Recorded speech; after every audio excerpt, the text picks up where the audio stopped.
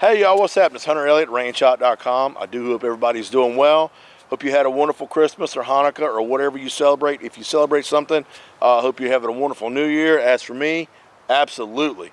We're starting the new year out with my review of the CZ P10 M for micro 9mm striker-fired polymer receiver concealed carry handgun that I got from CZ about 3 months or so, give or take, and about 350 rounds downrange of ball and defensive ammo. MSRP on this gun is $505 American dollars, which I feel like is pretty reasonable, because you know you're going to go to your local FFL and it's going to be more than likely significantly less than that. It is a 9mm. The barrel is 3.19 inches. The overall length is 6.31 inches, and the width is 1 inch, and weight is 20.1 ounces. So it is a small, little, light, compact package. 3-dot sights, they are metal, and the rear sight is adjustable for windage. So if you got to go to your port or starboard, you got a little set screw here you can adjust in which way you want to. And the dots are photoluminescent, but they are not night sights. So they can be charged or recharged with ambient or flashlight to glow, but for a limited time. Coming in here to the below the muzzle, you do see an accessory rail that holds your standard lights, lasers, what have you. We talked about this is a polymer receiver, striker fire, and the trigger is breaking right around 7.5 pounds, which is not bad, with a really nice reset. Some take up, some over travel, as you would expect. The polymer receiver here is nicely stippled on the front strap, back strap, and the sides. Cut out here at the bottom of the pistol grip, so when you insert the 7-round magazine, it kind of completes the profile of the gun and gives you a little bit more area for purchase for your pinky finger if you've got large hands. And that also works for if you do have a malfunction. You've got a nice thick base pad here. If you need to get that magazine release mashed and strip the magazine out of the gun, it gives you somewhere to grab hold of.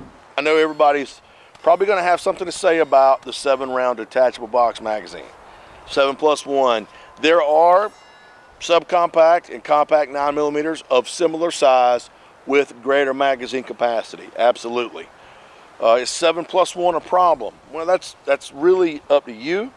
If you live in a non-free state and you're limited on magazine capacity, then, well, your options are certainly dwindling, and this would make a fantastic option.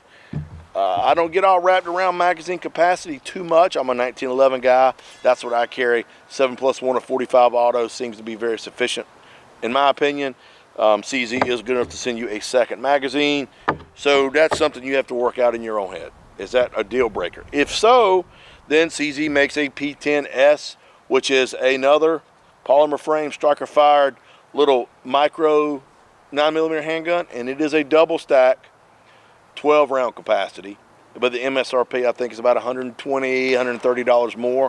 So you do have options, but this is the gun we're talking about.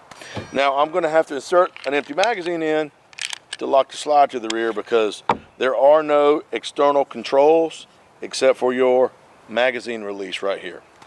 Now I can tell you this, I don't care for the no external controls other than the magazine release. Because primarily, for me, when I shoot a mag dry and I'm going to reload from slide lock, I like to thumb down that magazine release to get that slide into battery. Now, a lot of people are probably going to go, that's a fine motor skill, Hunter. You're supposed to use the overhand or the slingshot method. That's a gross motor skill, this, that, and the other. I've done a video about this, but I'm going to touch on it briefly. Is releasing the slide with your thumb a fine motor skill? Yeah, probably.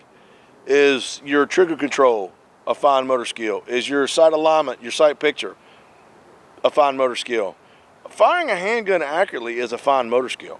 So I think that it's okay, But with this pistol, you don't have the option. When you shoot the mag dry and you're going to fresh mag, you got two options: overhand or slingshot.